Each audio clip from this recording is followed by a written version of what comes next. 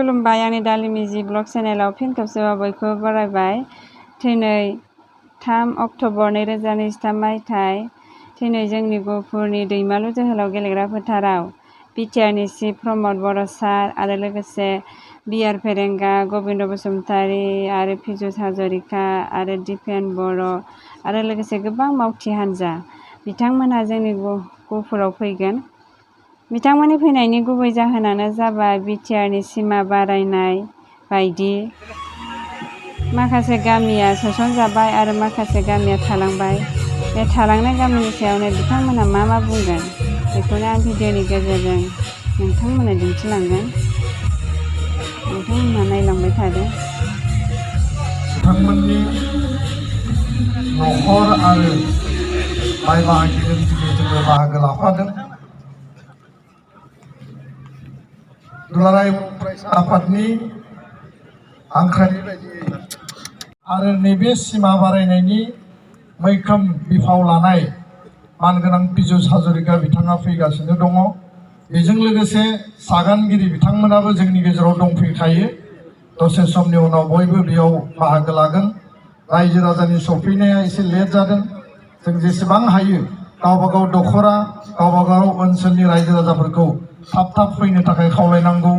हेलिपेडआव जोंनि हेलिकप्टारा सफैनाय लोगो लोगो आलासि बिथांमोनखौ जोङो लाइन आप खालामनानै बरायनो आरो लोगोसेनो बड'फानि आरो मुंख्लंनि मुसुखाफोराव स्टेजआव बिथांमोना थांगोन।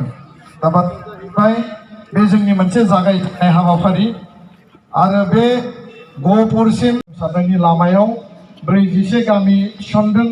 बेनि ओंथिया बे नङा जे गुबुन गामिफोरा हाबनाय नंलिया।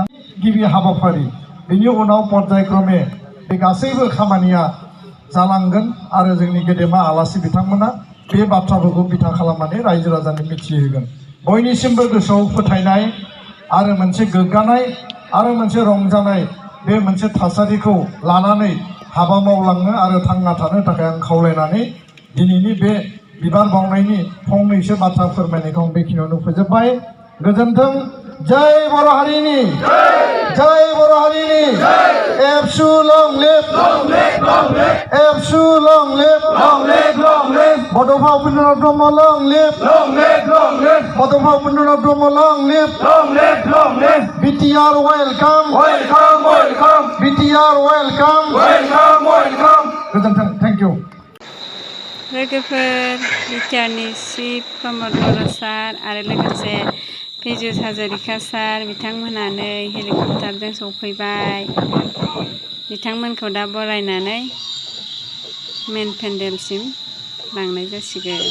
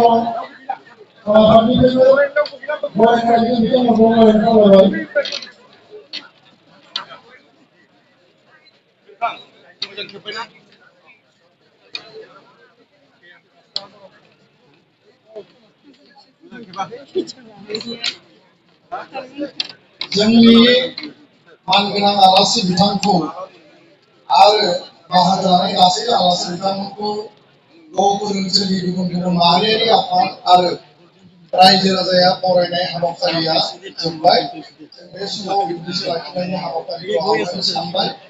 আমার সম্মানীয় মুখ্য অতিথি অসমৰ কেবিনেট মন্ত্ৰী বিজু হাজৰিকা ডাঙৰীয়া এই সময়ত বক্তব্য প্ৰদান কৰিব আৰু বিটিআৰ শান্তি চুক্তিৰ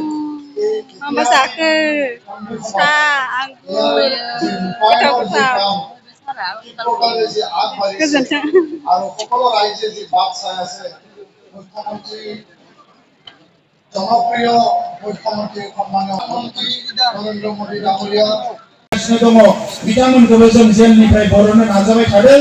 दा दिनै बिटिआरआव हाबनायनि उनाव जोंनि सरकारनिफ्राय गिबिसिन फैदों हिसाबै आङो मोननै मोनथाम बाथ्रा बुंनो सानदों। मोनसेया जाबाय जिहेतु बेवहाय मुंख्लंआ बयनिख्रुइ बारा जादों खेबसेयावनो बे मुंख्लंफोरखौ मान होनानै नोंथांमोना गहपुराव नांलाय खमलाय खालामाजासे मोनसे जायगा बर'नानै होबानो जाबाय। जोङो 1 कोटिनि मोनसे अडिटोरियाम लुगोन आरो नैबे फरायसालिनि बाथ्राखौ बुंदों। फरायसालियाव जेंना दङ, प्रभिन्सियेलाइजेसन जायाखै। आं सानदों बेयो दिनै नङा गाबोन जागोन। दा ओंखायनो बेनि न'खौ लुजेननो थाखाय मोजाङै 50 लाख रां बेवहायबो जोङो हरगोन। बेनिफ्राय जोंहा हेन्दलुम बिफाननि इएन दंफैयो। जोंनि बिटिसिआव हेन्दलुमनि माखासे खामानि मावगासिनो दङ जोङो दायो। हेन्दलुम, सेरिकालचार, एनिमेल हासबेन्डारि जेरावबो। दा बेवहाय आं बिथांखौ खावलाय